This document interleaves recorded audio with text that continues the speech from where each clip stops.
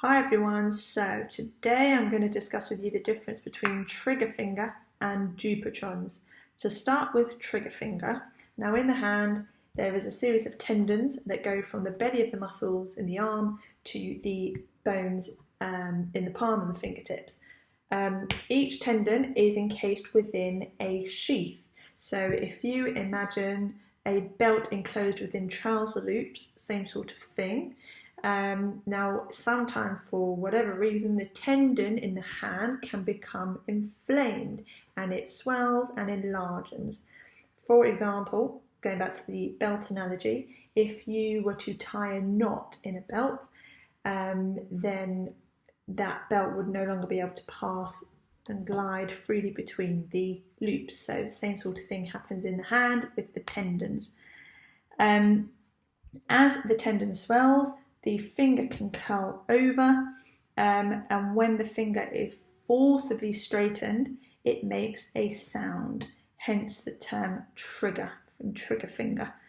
So that sound can be like a pop, a clunk, a trigger, and that the finger then extends quickly like that.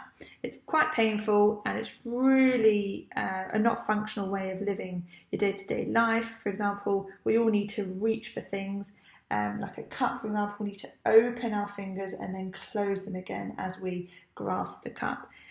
If the finger is like that, how are you ever going to carry out your day-to-day life? It's a real problem. So there are some things that can predispose people to trigger finger, such as diabetes, rheumatoid arthritis, thyroid issues potentially, and it can just be an idiopathic pathology, meaning that it can happen for no rhyme or reason. Also labourers or people that close their fists quite often, and their fingers are flexed over, can potentially predispose themselves to trigger finger. What can be done about it? You can try physiotherapy first, so you can try and massage out the nodule that would have formed at the base of the finger, the top of the palm there. You could try splinting, stretching, but the research on that is quite dubious and the evidence is lacking. So you can try corticosteroid injection that is done by a hand consultant.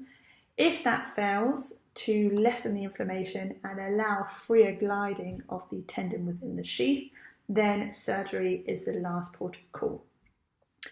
Now, Dupuytren's is similar to trigger finger in the presentation, whereby the finger is pulled down like that into a flexed position. However, it doesn't then back up, it stays there normally. And again, it's not functional, it's painful, it's a real annoyance for people.